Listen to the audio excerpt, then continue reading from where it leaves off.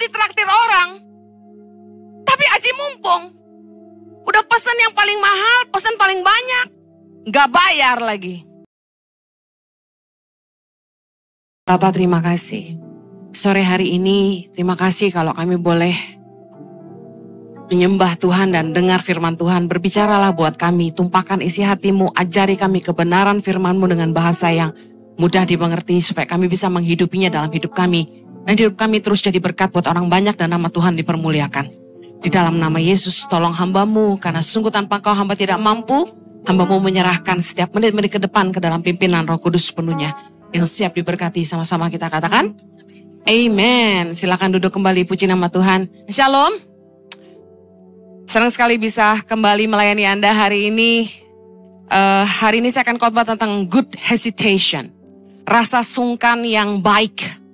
Rasa sungkan yang baik. Beberapa waktu lalu saya khotbah tentang rasa sungkan. Ada rasa sungkan yang gak baik. Amsal 29 ayat 25 bilang takut kepada orang mendatangkan jerat. Tetapi siapa percaya kepada Tuhan dilindungi. Nah, ada rasa sungkan yang gak baik. Contohnya, sungkan atau takut sama manusia, itu gak baik. Seringkali kita sungkan sama orang, kita melukai orang yang kita sayang. Kita sungkan sama teman, kita mengorbankan pasangan. Ada rasa sungkan yang gak baik. Tapi hari ini saya mau khotbah tentang rasa sungkan yang baik. Rasa sungkan yang baik itu membuat kita jadi sopan. Rasa sungkan membuat kita ngerti sopan santun, membuat kita menguasai diri kita, dan membuat kita disiplin. Contoh, ada orang yang sungkan terlambat. Itu hal yang baik, amin. Ada orang yang gak tepat waktu, karena gak menghargai orang. Tapi ada orang yang, aduh jangan sampai terlambat dong. Aduh, saya paling gak mau terlambat, jadi saya suka panik gitu kalau misalnya nungguin orang yang meeting. Ayo dong, cepetan dong, gak enak ditungguin orang. Kalau bisa kita nunggu orang, jangan orang tunggu kita. Sungkan terlambat, itu bikin orang tepat waktu, which is good. Sungkan yang baik, yang kedua contohnya, kita sungkan udah dipercaya orang, jangan sampai yang kita kerjain gak berhasil. Itu sungkan yang bagus. Misalnya kita terima dana dari investors. Orang percaya sama kita. Kita gak mau orang kecewa. Kita lakukan yang terbaik supaya apa yang dipercayakan orang itu kita bisa pertanggungjawabkan. Itu sungkan yang baik, yang ngerti katakan amin. Ada lagi, kita sungkan udah dibantu orang, jadi kita kerja sungguh-sungguh. Contoh, saya ditanya gini, apa sih yang memotivasi Ibu Heni sehingga Ibu mau kurus? Jadi sebenarnya kan saya pernah cerita bahwa saya doa nih, Tuhan saya pengen kurus gitu, tapi susah banget. Doyan makan, susah ngerem mulut ya kan. Kalau udah gendut tuh susah kurus. Serius ya, saya udah ngalamin soalnya. Jadi saya frustasi lihat perut sendiri. Jadi saya selalu marahin perut saya. Saya bilang sama perut saya, I hate you, I don't want you, go away. Tapi tentu dimarahin dia gak mau pergi. Saya udah doa sama Tuhan. Terus one day Tuhan jawab doa saya di endorse sama Dermaster. Nah, apa yang bikin saya kok berhasil? Saya kasih tahu. Karena rasa sungkan. Saya sungkan, mereka udah endorse saya dengan treatment yang begitu mahal. Kalau saya sampai nggak sungguh-sungguh melakukan bagian saya nggak akan kurus. Apa yang bikin orang nggak berhasil ikut program diet adalah bukan salah obatnya, tapi salah mulutnya. Nggak mau ngurangin makan, nggak mau olahraga. Percuma, obatnya mahal kayak apapun. Ada yang satu paket 15 jutaan itu kan. Kalau Anda nggak merubah pola makan, pola tidur, pola hidup, olahraga, nggak bakal kurus. Nah, karena sungkan, setiap bulan saya harus laporan sama dokter. Saya sungkan, karena begitu datang, semua suster udah senyum-senyum lihat saya. Udah minta foto. Dokter-dokter juga ternyata ada yang jemaat iji. Jadi saya malu dong kalau saya nggak kurus. Jadi saya sungkan banget. Jadi biarpun itu bakmi begitu enaknya, saya nahan mulut, cuma ambil 3 suap.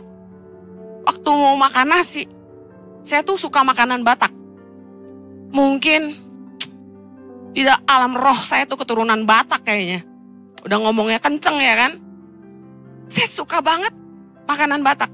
Kalau udah ketemu ayam andaliman, sawi pahit lalap, ya kan? Lapo, BPK, my God, mak news. Saya kasih tahu, mertua lewat, gua nggak tahu. Itu nasi udah pasti banyak dan pakai tangan. Sedap. Yang suka BPK juga katakan haleluya. Oh semua. Jadi berat banget waktu diet. Saya dikasih, jadi pola makannya kayak gini. Kan banyak yang nanya, Bu Heni mau kurusin badan gimana? Ada yang mau tahu katakan amin. Yes, saya kasih tahu. Siap nggak berubah? Gue timbang tiap minggu ya, biar sungkan. Pagi cuma boleh makan telur putih 2. Dan boleh minum susu protein coklat. Biasanya dikasih sama Dermaster, udah termasuk paketnya. Nah karena takut gendut saya nggak minum susunya. Saya ganti kopi hitam pahit. Lah kesukaan saya. Terus saya tambah roti tawar gandum 1 tanpa apapun. Dibakar gitu aja. Itu makan pagi saya. Makan siang, itu nasi cuma 2 sendok. Katakan wow. Nasi itu kesukaan saya. Apalagi nasi panas. I love it. Tapi waktu disuruh ngurangin nasi, 2 sendok tuh kayak, ini makan gak sih? Terus daging cuma gak boleh digoreng. Boleh air fryer, boleh dipanggang, boleh direbus, boleh dikukus, asalkan gak ada minyak. Gak boleh makan kulit ayam. Jadi, makan ayam dada atau daging hanya 100-200 gram. B2 boleh, tapi gak boleh sering. Dan lean ngerti ya? Dagingnya aja tanpa lemak. Pork belly gak boleh bos. Apalagi yang kriuk-kriuk, forget it. Jadi kita makan yang daging aja. Itu cuma 200 gram. Sayur semangkok, wajib. Karena sayur ternyata bahan untuk mengolah lemak di tubuh kita. Jadi saya makan sayur 1 salad gitu atau sayur apapun lah, tidak tanpa minyak ya. Kalau mau pakai olive oil 1 sendok atau nggak usah sama sekali. Saya suka lalap. 1 mangkok atau 1 piring. Nah siang malam polanya sama. Lapar nggak? Lapar banget. Nah boleh ngemil, makan buah, tapi tidak boleh yang manis-manis, yang kecil-kecil nggak boleh. Anggur forget it. Ternyata selama diet, saya nggak boleh makan alpukat, nggak boleh makan durian, nggak boleh makan anggur. Anggur itu dari buah sampai minumannya, bye-bye. Apapun yang manis, yang karbo, yang minyak, itu stop. Dan olahraga setiap hari minimal 45 menit. Dan saya nggak suka olahraga. Jadi apa yang saya lakukan? Saya coba cari di YouTube. Emang nggak ada nih olahraga-olahraga yang asik gitu kan? Jadi saya coba cari apa gitu. Akhirnya saya temukan olahraga yang saya suka, itu kardio. Ngikutin orang gerak-gerak. Yes, 1, 2, you can do it, come on, don't let it go, okay. Yeah, nah, saya suka tuh. Udah, saya ikut tiap pagi, 45 minutes. Pak Jojo treadmill sejam, push up 100 kali, sit up 100 kali. Gua sih gak ikut deh. Tapi yang penting saya kurus. Turun lumayan lah, 14 kilo Maya. Nah, haleluya. Nah, kenapa saya segigih itu? Padahal berat gak kira-kira? Berat gak yang doyan Indomie kayak saya? Yang doyan bakmi? Yang suka lapo, BPK? Berat banget. Mau nangis. Tapi saya jabanin. Why? Karena sungkan. Sama dokter yang ngecek timbangan saya tiap bulan. Saya diukur, lingkar tangan, lingkar perut, lingkar paha, dan ditimbang.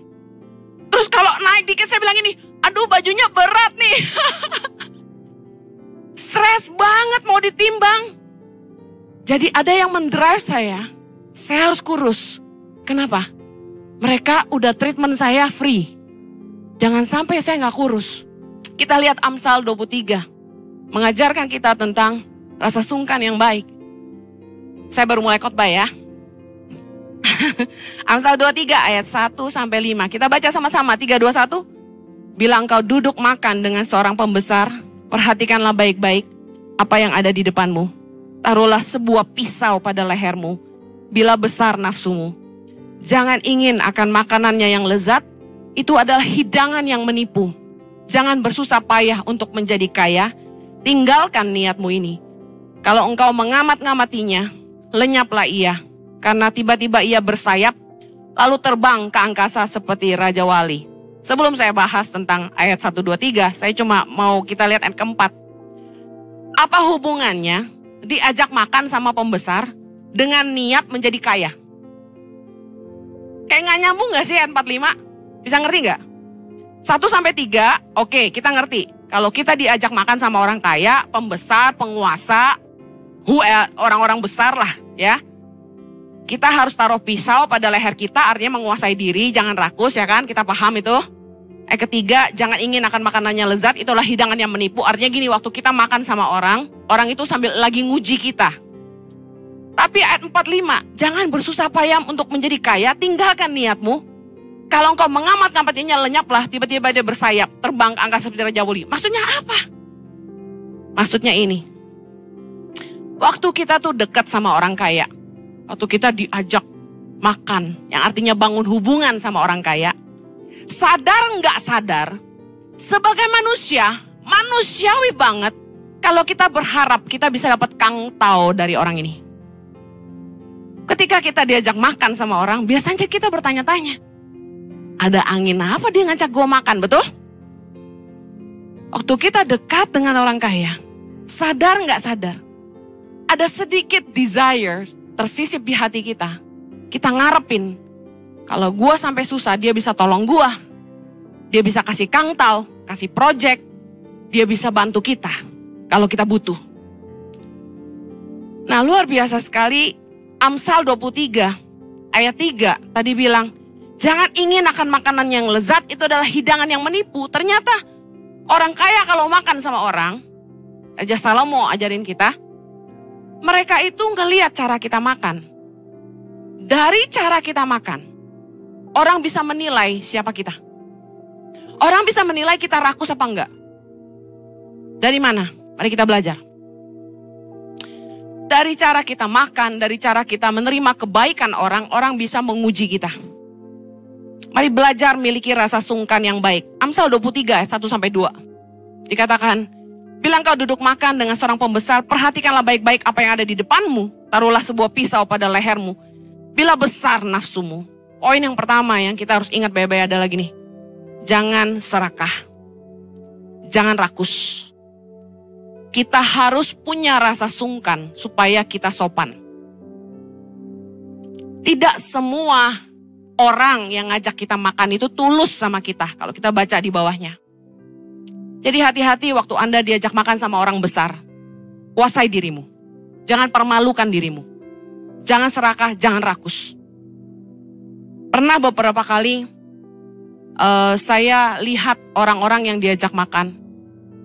Itu serakah. Sebenarnya mereka tidak habis. Makanya dalam etika menerima jamuan makan, kita tuh harus pesan sesuai porsi. Saya pernah ngajak orang makan, mereka pesan, suami istri ini, satu orang pesan 2 macam. Suaminya 2, istrinya 2. Pesan minum juga 2-2. Saya dengar ada yang bilang, buset, kenyataan. Kita yang neraktir juga kaget ya kan. Tapi ini, kata firman Tuhan, kalau kamu makan jangan rakus. Kuasai dirimu. Anda harus tahu makan bersama dengan raja-raja tuh menunya beda. Yang paham katakan amin. Makanan yang Anda jarang makan, makanan yang Anda mungkin gak pernah makan, Anda makan saat itu. Orang bisa lihat Anda kampungan atau enggak. Hal pertama yang mama saya ajarin waktu saya beranjak dewasa adalah cara makan steak. Karena gak semua orang tahu cara pegang garpu dan pisau. Yang sekolah hospitality pasti ngerti. Gak semua orang ngerti sendok yang kecil, garpu yang kecil buat apa. Ya kan? Yang di atas itu buat apa? Nah, diundang makan sama orang kaya, orang besar, orang berpengaruh, atasan. Ingat, Anda harus menguasai diri. Apa yang kita bisa belajar dari ini? Bukan hanya soal makanannya, tapi soal ini. Tidak semua pintu yang terbuka itu untuk kita. Tidak semua tawaran yang menggiurkan itu harus kita terima. Saya duduk bersama konglomerat satu hari. Dia bilang gini sama saya, Hen, lu ngomongnya lu gue. Padahal dia udah umurnya udah jauh di atas saya. Lu bantu gue aja. Yayasan lu kan kecil. Lu bantu yayasan gue. Lu kerja sama gue kasih lu rumah, gue kasih lu mobil, lu bisa liburan ke Eropa, ke Israel, kemana aja lu mau pergi, gue bayarin. Lu pilih aja tuh, lu mau mobil apa, ambil aja, dia bilang. Lu bantu gue urus yayasan gue, dia bilang. Ada 40 yayasan di bawah dia. Saya diam. Kan sama, misi lu nolong orang miskin, dia bilang. Di yayasan gue nolong orang lebih banyak dari lo, dia bilang. Karena duit gue lebih banyak dari lo. Dia bilang, gue punya banyak perusahaan yang dana CSR-nya miliaran, dia bilang.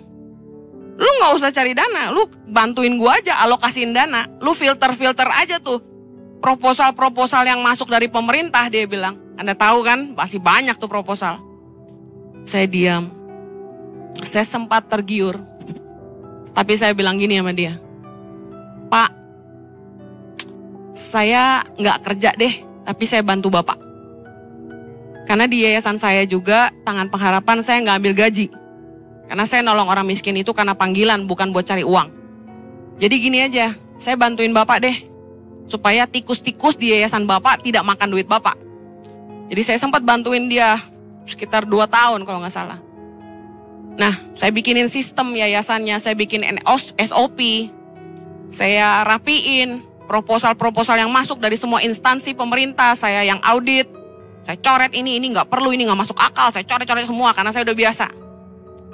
Dia senang banget sama saya, dia mau kirim saya ke Filipina untuk bangunin rumah waktu zaman banjir kemarin itu, beberapa tahun yang lalu. Nah tapi waktu dia tawarin saya uang, rumah, dan mobil semua, saya tolak. Bukan sok, tapi saya percaya gini, tidak semua pintu yang terbuka itu untuk kita. Tidak semua tawaran yang menggiurkan itu harus kita makan. Orang bisa lihat kita rakus atau enggak. Kadang-kadang gini, kita udah kenyang sebenarnya. Tapi waktu orang tawarin kita makan, kita tetap ambil. Pernah gitu? Sudah makan? Sudah. Mau makan? Mau. Orang bisa lihat kita rakus atau enggak. Apa hikmatnya? Anda sebenarnya sudah diberkati. Tapi ketika ditawari sesuatu yang sebenarnya Anda tahu ini kayak bukan buat saya deh. Tapi Anda tetap ambil karena serakah. Kita akan berhadapan sama orang-orang besar. Pelajaran nomor 1, jangan serakah. Yang kedua, jangan aji mumpung. Kita harus punya rasa sungkan supaya sopan. Jangan pernah memanfaatkan kebaikan orang. Jangan pernah memanfaatkan temanmu yang lebih kaya dari kamu. Saya kasih tahu, orang yang aji mumpung, satu hari akan dijauhin sama orang-orang. Kenapa? Karena kita selalu memanfaatkan mereka. Memanfaatkan kemurahan hati mereka. Dalam sebuah artikel di glints.com, kalau Anda cari, judulnya ini, etika makan bersama bos.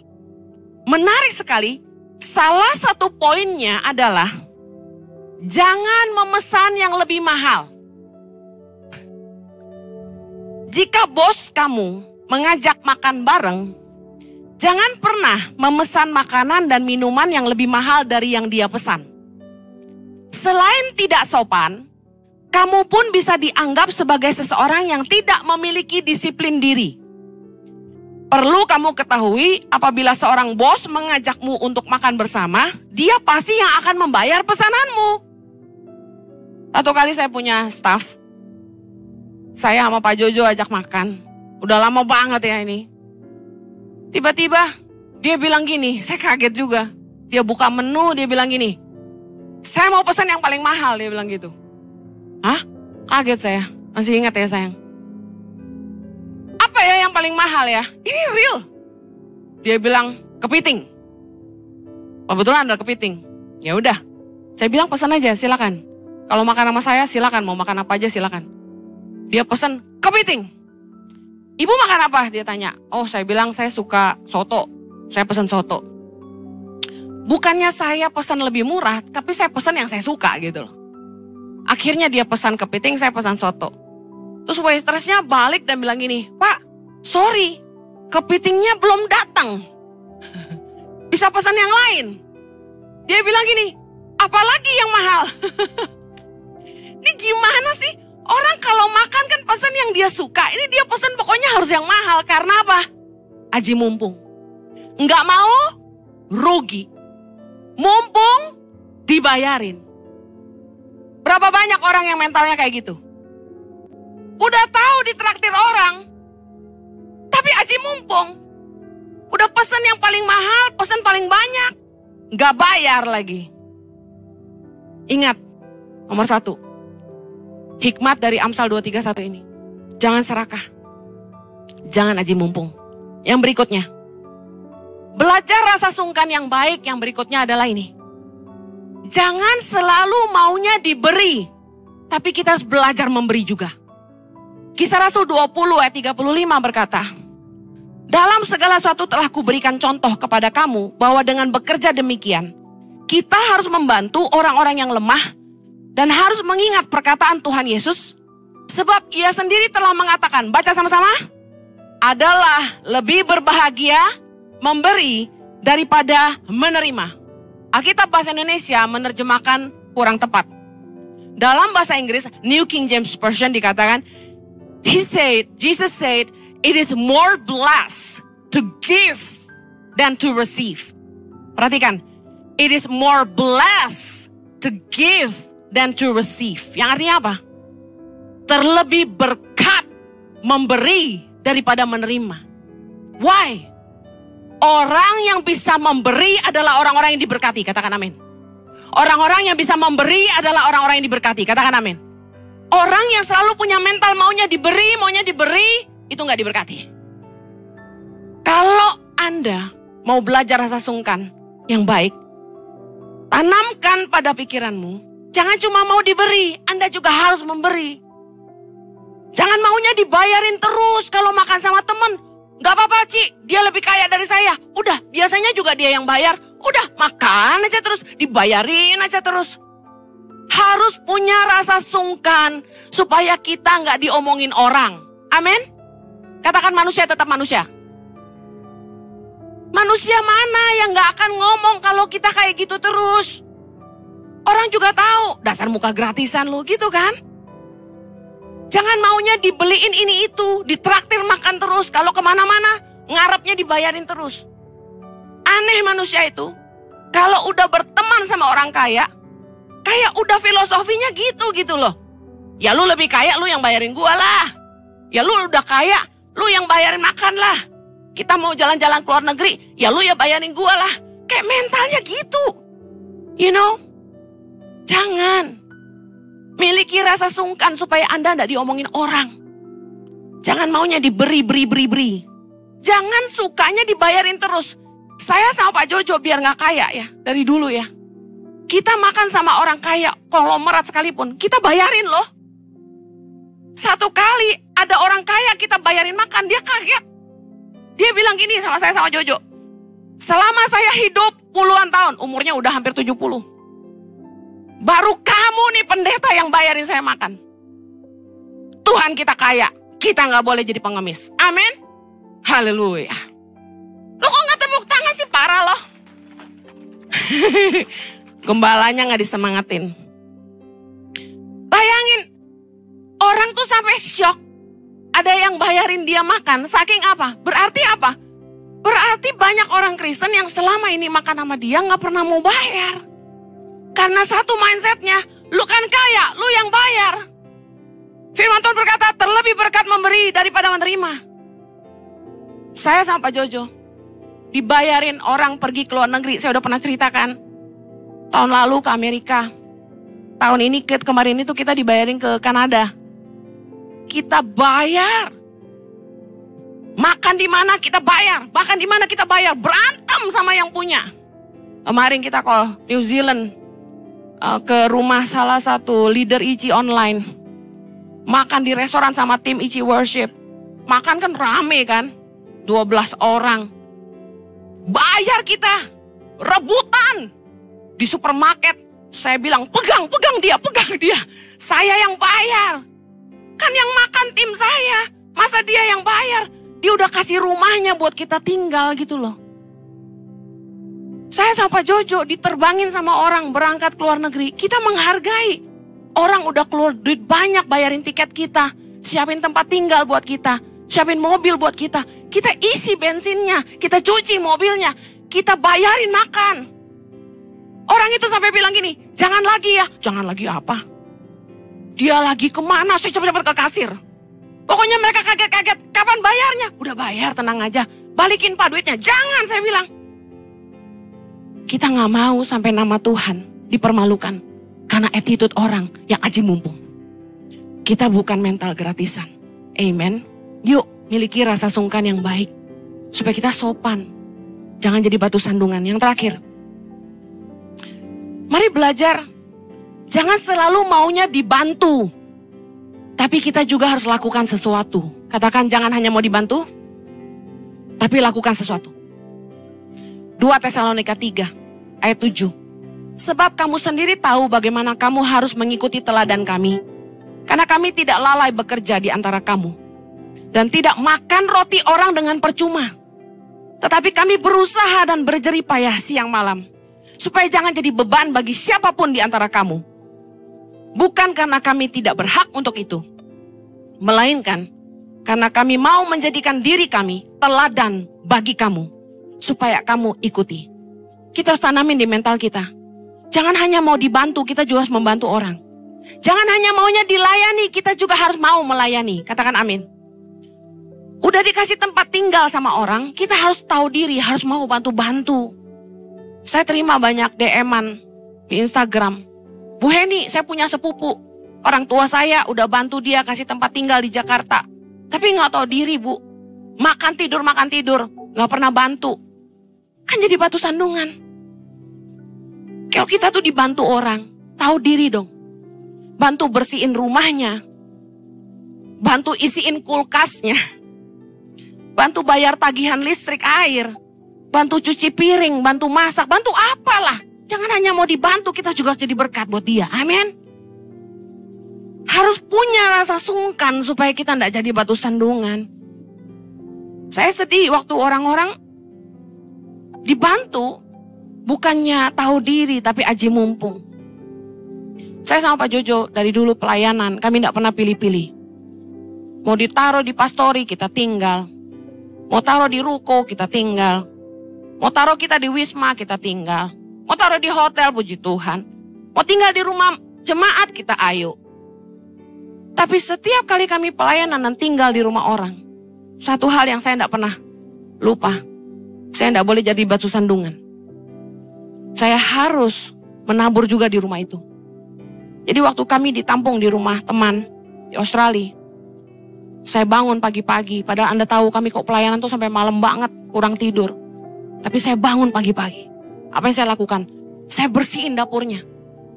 Saya masakin buat dia. Saya ke supermarket. Belanja tuh ratusan dolar kalau udah di Australia tuh mahal banget.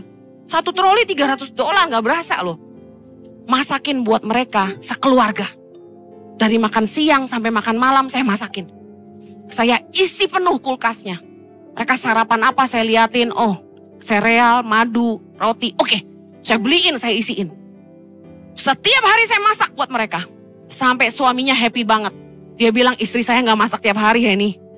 Dia terpelihara ada saya katanya. Saya bersihin dapurnya. Orang di Australia itu kerja capek ya. Gak punya pembantu. Pagi kerja pulang malam. No time for themselves you know. Jadi waktu saya ada waktu. Saya ambil sikat, lap, sabun. Saya sikat lemari dapurnya. Karena mereka goreng-goreng minyak tuh nempel-nempel. Jadi lemarinya lengket semua. Lantainya kotor banget. Saya pel pakai tangan saya. Jendelanya saya sikatin. Semua pintu lemarinya saya gosokin sampai putih. Raknya saya rapiin. Susun rapi deh. Saya orangnya kan jijian, jadi harus rapi. Saya vakum rumahnya, saya cuci kamar mandinya. Saya kalau mandi di rumah orang, itu rambut saya pungutin. Gak boleh satu lembar pun tersisa di lantai. Debu saya lapin, saya bersihin, saya pastiin. Setelah mandi, itu shower, kering kamar mandi. Jangan sampai orang masuk kamar mandi, uap sauna. Saya bersihin, saya kasih tahu.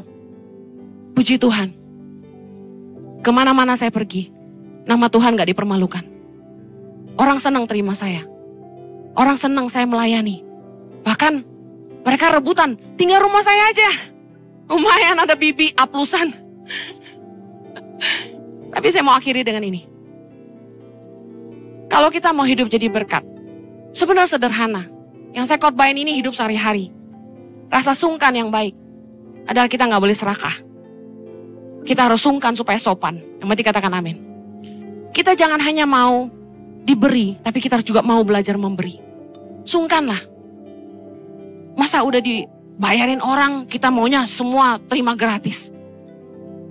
Ayo belajar memberi. Yang terakhir, jangan hanya mau dilayani, jangan hanya mau dibantu. Orang bisa aja merasa so artis. Segue gini loh, masa dikasihnya di rumah orang, segue gini loh. Masa gak dianterin jalan-jalan, gak diantar makan, no. Melayani. Barang siapa ingin jadi terkemuka, barang siapa ingin jadi yang terbesar, hendaklah jadi hamba bagi semua. Artinya apa? Jangan jadi batu sandungan. Kita harus hidup saling melayani. Amen. Ada diberkati? Sebenarnya ada slide cepat untuk etika jamuan makan. Kalau boleh tayangin cepat. 2 menit aja. Yang pertama, kalau Anda diundang orang makan, datanglah sesuai undangan. Jangan diundang berdua yang datang serumah. Perhatikan itu baik-baik. Yang berikutnya, ya, yang kedua, yang menjamu yang memesan. Jangan orang yang bayar Anda yang pesen. Ingat, yang ngundang yang pesan. Kalau ditanya, mau makan apa? Bilang gini, saya ikut aja. Ayo latihan, mau makan apa? Pinter. Yang ketiga, jangan memesan menu yang lebih mahal dari yang ngundang. Dengerin dulu yang ngundang pesan apa. Kalau dia nggak pesan kepiting, Anda jangan pesan kepiting. Ingat itu. Yang berikutnya, yang keempat. Makan gratis itu cuma ada waktu orang ngundang kita peresmian. Betul? Setelah itu tolong bayar. Biar lu kate itu restoran saudara, teman baik, mertua, bayar bos. Jangan minta gratis, apalagi diskon. Yang berikutnya, jangan memesan minuman yang mahal ketika diundang orang makan. Anda biasanya di rumah minum air putih, filter pula. Kenapa mesti pesan orange juice? Gaya banget. Saya kalau ditraktir orang makan, saya selalu pesan minuman yang paling murah di menu itu. Saya pesan teh aja kalau saya lihat air mineralnya mahal. Ada kan air mineral yang gak masuk akal kan? Anda tahu saya selalu bawa botol air kemana-mana. Soalnya anak-anak saya sampai sekarang, saya kasih tahu, tas selalu isi air. Kalau di restoran, air itu terlalu mahal, gak worth it dibayar. Di rumah banyak. Amen? Lu mendingan pesan orange juice sekalian. Berikutnya, jangan berdagang tapi bangun hubungan. Kalau orang ngajak kamu makan, artinya mereka pengen bangun hubungan sama kamu. Yang terakhir, jangan pesan buat bawa pulang. Kalau diundang orang makan itu, no take away please. Kecuali begini, tuan rumah pesan kebanyakan, lalu sisa, terus dia tawarin mau dibawa pulang. Boleh pak kalau nggak ada yang mau, silakan. Nggak munafik kan? Tapi jangan begini. Anak saya di rumah 3. Ini sop buntutnya enak banget. Kayaknya anak saya suka. Apa bisa pesan? Tolong ya, tahu diri ya. Saya pernah makan di sebuah restoran. Sop buntutnya enak banget. Dan saya kepengen anak saya juga makan. Apa yang saya lakukan? Saya pura-pura ke toilet. Saya bawa dompet, saya ke toilet, terus saya ke kasir. Tolong take away sop buntut 3, saya bayar sekarang. Kalau lu mau take away, lu bayar. Jangan aji mumpung. Kenapa? Firman Tuhan berkata, harus pakai ayat nih, supaya saya nggak bilang sesat. Roma 14 ayat 20. Baca sama-sama ayat terakhir. 3, 2, 1. Janganlah engkau merusakkan pekerjaan Allah oleh karena makanan. Segala sesuatu adalah suci. Tetapi celakalah orang jika oleh makanannya orang lain tersandung. Katakan amin.